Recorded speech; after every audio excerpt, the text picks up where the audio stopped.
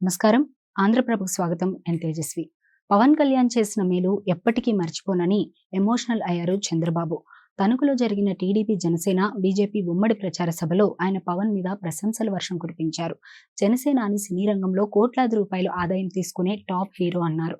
ఆయనకు ఈ రాజకీయాలు అవసరం లేదు. కానీ ప్రజల కోసం ఆయన ఎన్నో త్యాగాలు చేసి తన విలాసవంతమైన జీవితాన్ని వదులుకొని వచ్చారని చెప్పారు. పవన్ కళ్యాణ్ రియల్ హీరో కాదు, రియల్ హీరో అని బాబు ప్రశంసించారు.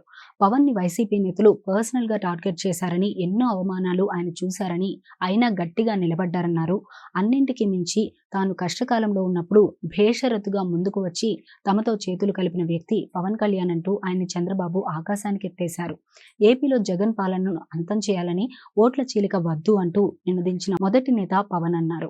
2014లో ఏపీ అడ్డగోలు విభజనతో నష్టపోయిందని, బీజేపీ, జనసేన, టీడీపీ కూటమి కట్టాయని, ఇప్పుడు జగన్ చేతులలో పడి రాష్ట్రం పూర్తిగా సర్వనాశనమైందని ఆరోపించారు. అందుకే మరోసారి 3 పార్టీలు మరోసారి చేతులు కలిపాయని తెలిపారు. వైసీపీ పట్ల ప్రజల్లో తీవ్ర స్థాయిలో వ్యతిరేకత ఉందని, ఈ ప్రభుత్వం పోవాలని అన్ని వర్గాలు కోరుకుంటున్నాయన్నారు చంద్రబాబు. ప్రజాగ్రహంతో వైసీపీ ప్రభుత్వం కుప్పకూలుతుందని, అలాగే జగన్ ఏకంగా లండన్ కి వెళ్లిపోతారని ఆయన జోస్యం చెప్పారు. జగన్ మీద కూడా చంద్రబాబు ఆసక్తికరమైన కమెంట్స్ చేశారు. జగన్ లండన్ కి వెళ్తాడు అంటూనే ఎక్కడికి వెళ్తాడో ఇప్పుడే చెప్పను, చెప్పకూడు కూడా ఖాయమని హెచ్చరించారు.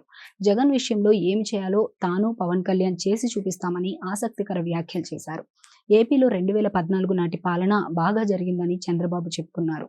మళ్లీ అలాంటి పాలన రావాలంటే ప్రజలు కూటమికి ఓటు వేసి గెలిపించాలని చంద్రబాబు కోరారు. తనకు ముఖ్యమంత్రి పదవి కొత్త కాదు, అధికారం అంతకంటే కాదు అని చంద్రబాబు కీలక కమెంట్స్ చేశారు. కూటమికి అధికారం అంటే ఏపీ బాగుండాలన్నది అని ప్రతి ఒక్కరూ గుర్తుపెట్టుకోవాలని కోరారు. తాము అధికారంలోకి వస్తే తప్పకుండా హామీలను అమలు చేస్తామని హామీ ఇచ్చారు. అలాగే వాలంటీర్ల వ్యవస్థను కొనసాగిస్తామని, వాలంటీర్లు తమ పదవులకు రాజీనామాలు చేయొద్దని, భవిష్యత్తుని బాగా తీర్చిదిద్దుతామని చంద్రబాబు హామీ ఇచ్చారు.